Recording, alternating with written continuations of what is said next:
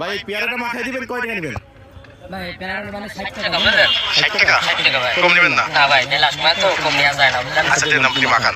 আচ্ছা ঠিক আছে। আপনার এখানে মেলা আছে না? কয়দিন হবে? 7 দিন হবে। 7 দিন হবে। আজকে কয়তম দিন? আজ প্রথম দিন। প্রথম দিন। বেচাকেনা কেমন, ভালো? আজ প্রথম তো প্রথম। আলহামদুলিল্লাহ টুকটাক ভালো আছে ইনশাআল্লাহ। ছোট বড় করে দেন, বড় করে দেন।